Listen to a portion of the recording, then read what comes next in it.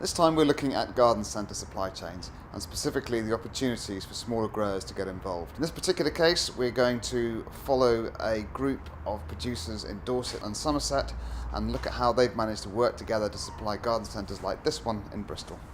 We're Dawn Martin Preston. We've been growing perennials in Dorset now for 20 years. Summerstock was formed as a loose cooperative in about 1986 with a small group of growers who just try to help each other out to improve their lists and to reach more customers. It formally cooperated in about 89 and it's had a changing membership ever since with a sort of core of 3 or 4 fairly solid growers, and we've been in since the very early 90s. Because we pool our lists, we produce a much larger profile to the customers, and our individual contribution to any particular order might be small, and it means we can supply orders that we wouldn't be able to supply on our own. We supply garden centres basically across the whole of the south west of England and right into the bottom half of Wales. We've got a lady who's constantly manning the telephone whilst we're tied to the potting benches. The lorry's travelling over a huge area, and we've got Andy, our marketing coordinator, on the road meeting customers whilst we're busy growing. We have people that deal with computers, people who know about lorries, and people who know about bits of growing that others don't, and it all just helps. Well, there have been numerous examples, such as where one nursery moved nurseries and everybody, grouped together to help him move. My wife broke a leg this year, and everybody rallied round to help us get us through the hardest period, and we've got through this year, fine because of that. And we're just there to share problems, talk over problems. Without Summerstock, our business would be unsustainable. Summerstock is absolutely vital to us. I'm Steve Jeffries, been in the industry since 1980, predominantly on the growing side, but also on the retailing side. Joined Summerstock in September of last year. We grow in 5 to 20 litres hardy nursery stock here at the South West Landscape Centre, which is part of Summerstock. We handle all landscape inquiries for Summerstock members. This year we've won sole supply for the Olympic Village at Portland, so that's about 4,000 plants, 60 specimen trees, and most growers are benefiting from that. So to win a project like that in year one is fantastic. Wow, it just shows what's out there. My name's Jonathan Hoskins from North Parrot Fruit Farm. We predominantly grow apples and pears, but we also have a tree nursery, and because of that I run Summerstock. Summerstock operates as a mutual cooperative, so it's a mutual society, which means that everybody that grows for Summerstock is a member and has a share in the business, and so we're not for profit. We're just about providing a service to spread the overheads of marketing and distribution for our members.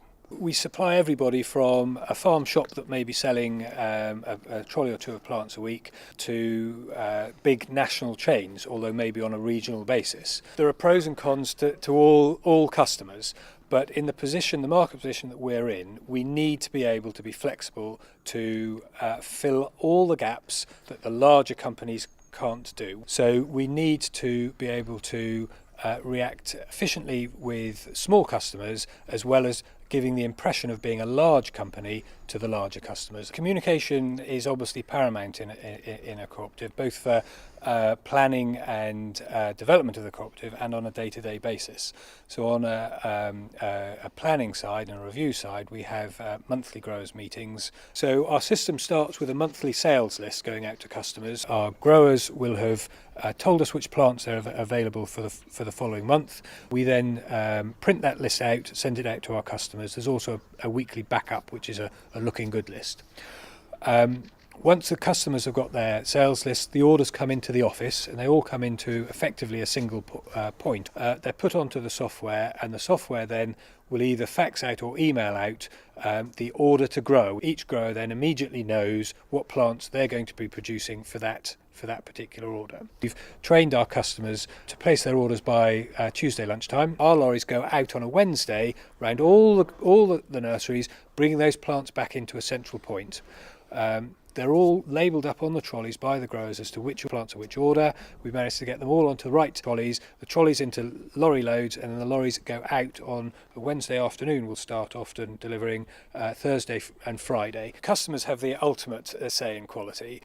10, 15 years ago, there were quality issues within Summerstock. When you start a cooperative with maybe 6, 7 different nurseries, they all have their own aspirations of quality, and we've had to hone that down to one aspiration. Generally speaking, everybody understands now that a poor quality plant that's returned from the customer costs everybody down the line. But recently, we just don't get that sort of a problem. The growers are well trained or have trained themselves. Well, my name's Steve Shaw. I work here at Riverside Garden Centre in Bristol. Quite a small urban garden centre, which itself is quite unusual. Been going for 25 years. Yeah, we are a classic sort of workers' cooperative. So 1986, I think we first opened. So this is the third major recession that we've managed to find our way through. And I think certainly being a cooperative in that sense has helped us over the years. We've got a great team of people. We've always strived to pay well. So, we look after our staff and our staff look after us. Well, Riverside is, I guess, quite an old-fashioned beast now in that we are very much a plant centre. So plants is what we lead on, quality rather than price, and very much service-led as well. Assuming you can fulfil those basic criteria, then we will buy from a number of nurseries. A lot of them tend, if they're really enthusiastic about their plants, to be smaller producers, often coming from family backgrounds, often very long established businesses. We find also that you can build relationships with smaller growers quite readily. They can often be a little bit more responsive to your needs in terms of getting deliveries out, weekly deliveries. The other thing that's very unusual about us is we have very little storage space, so we have to buy in relatively small numbers. So little and often is very much the premise of the ordering here. And I think it always just kind of made sense to us as a small retailer to try and buy locally from small producers. Summerstock would feature very prominently as one of the companies that we've been buying from, well, really, right from when we started. It's a bit hackneyed, but that one-stop shop thing where you can go to, which in the old days, there were an awful lot of nurseries who grew absolutely everything. They grew climbers, they grew perennials, they grew shrubs, they grew conifers. But they're very, very few and far between now. It's just too diverse. So an organisation like Summerstock, which pulls it all together into one roof, can be a blessing. You can't put too many orders together in any one week. Somebody like Summerstock, perfect.